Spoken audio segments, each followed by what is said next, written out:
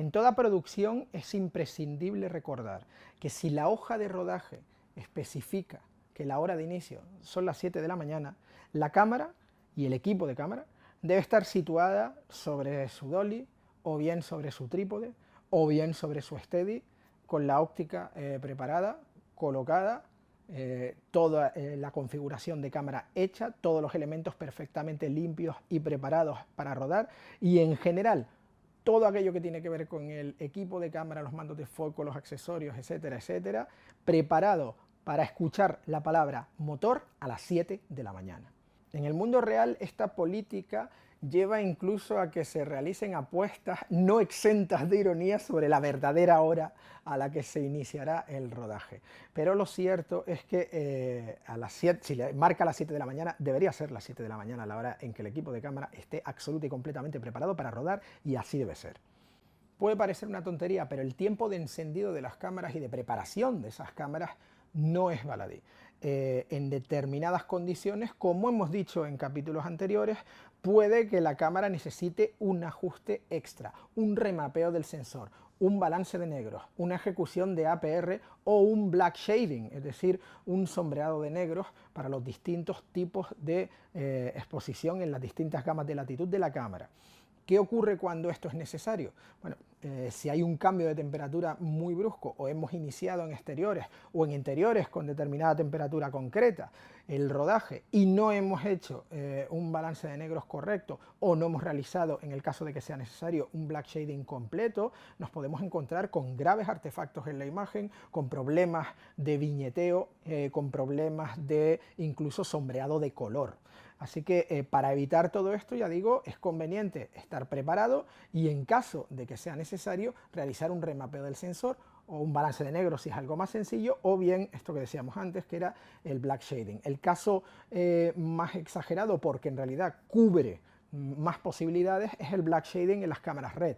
¿Por qué? Porque en el caso de que realicemos un black shading automático en las cámaras de este fabricante, el fabricante ajusta la configuración del sombreado para, insisto, todos los niveles posibles de exposición, que subdivide en 16 exposiciones posibles.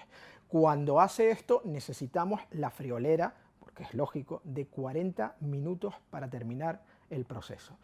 Si no hemos contado con esos 40 minutos extra, por si acaso, al inicio de cada jornada de rodaje, es muy probable que una de dos personas, o las dos personas, el primer ayudante de dirección y también el director de producción, si es que anda por ahí, pues empiecen a ponerse ligeramente nerviosos y en alguna ocasión agresivos, y que empiecen a pensar que el hecho de que su rodaje, que está costando X dinero, y que tienen ahí actores, a extras, al director, a X personas esperando, pues es culpa nuestra. Lo peor de todo esto es que si pasa esto que estoy contando, tienen razón, es culpa nuestra.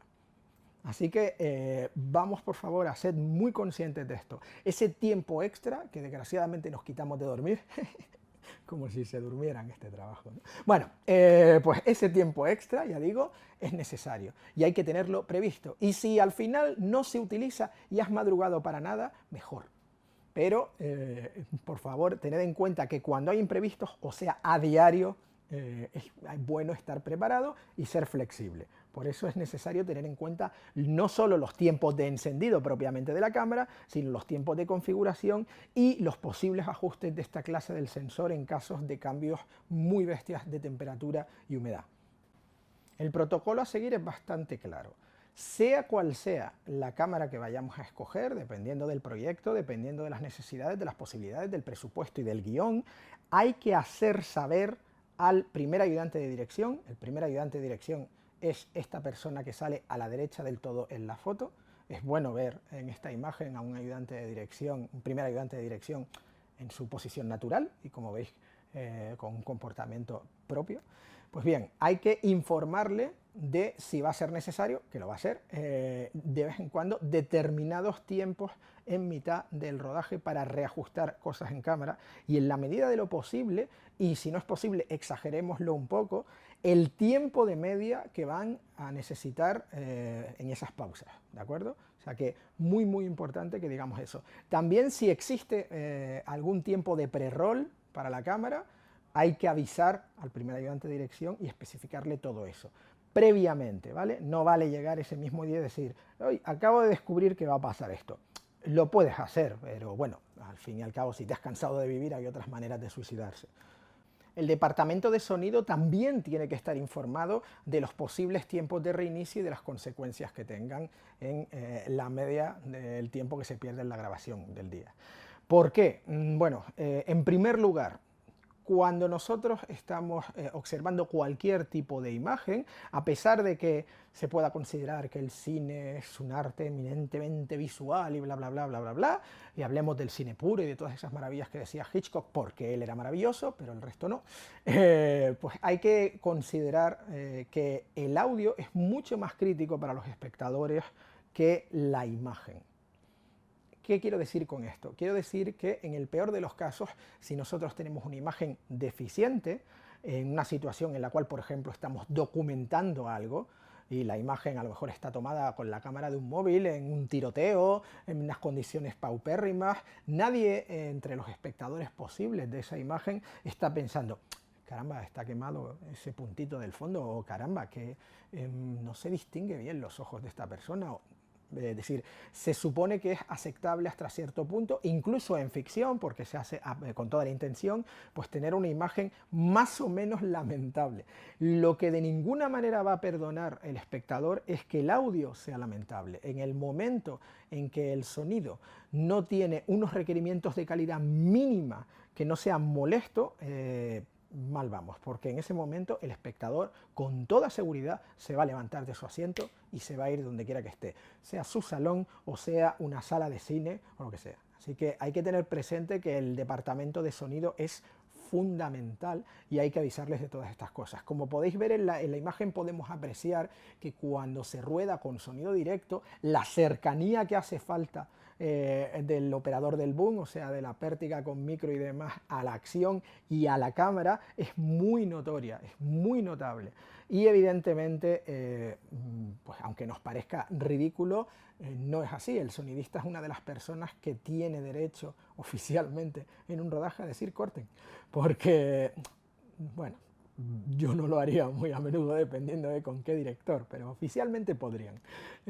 No hagáis esto cuando se trata de una película de altísimo presupuesto y acaba de terminar una escena con 733 explosiones que no se pueden repetir y digáis corten a mitad de la toma, ¿vale?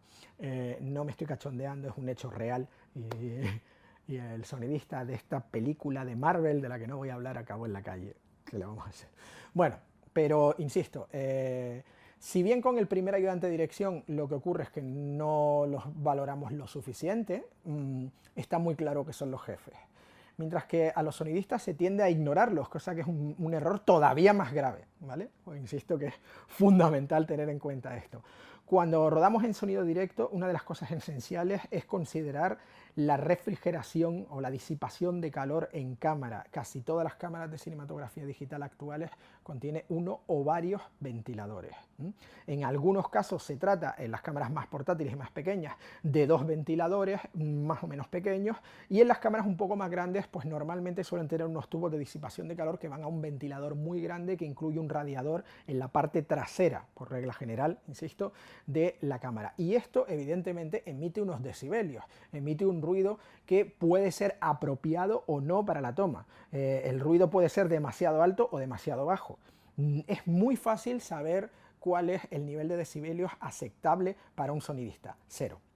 Pero en algunos casos podemos tener algo de ruido y seguirá siendo aceptable, pero nos llevará un poco de tiempo convencerle. Pero es muy fácil evitar estos problemas, por lo menos en lo que se refiere a la disipación de calor. Todas las cámaras de cinematografía digital actuales que tienen ventiladores tienen diferentes configuraciones para el ventilador y esto hay que tenerlo muy presente. ¿Mm? La primera es la que suele dejar todo el mundo, no entiendo por qué, que es el automático. Es decir, según se va calentando más o menos la cámara, pues el ventilador actúa más o menos, un poco más rápido, un poco más lento, generando un poquito más de ruido, un poco menos de ruido. Si le preguntáis al fabricante de la cámara, por supuesto, ni siquiera en el caso de la máxima velocidad del ventilador, el ruido es un problema, pero eso no es verdad. ¿De acuerdo? Entonces, la posición automática a veces puede venir bien y a veces no puede venir nada bien, y no os preocupéis, porque el departamento de sonido os lo hará saber puntualmente. Pero para evitar problemas hay otras dos configuraciones. Directamente podemos tener el micro siempre encendido, perdón, el ventilador siempre encendido, y en ese caso pues más o menos se mantendrá a una velocidad constante porque está refrigerando todo el tiempo, o quizá la que puede ser la más práctica, que es la tercera de las configuraciones, es el tema de que se apague única y exclusivamente cuando rodamos. Por regla general, la ratio, la proporción de cantidad de tiempo que la cámara está encendida versus la cantidad de tiempo que está realmente rodando, hay una diferencia muy grande.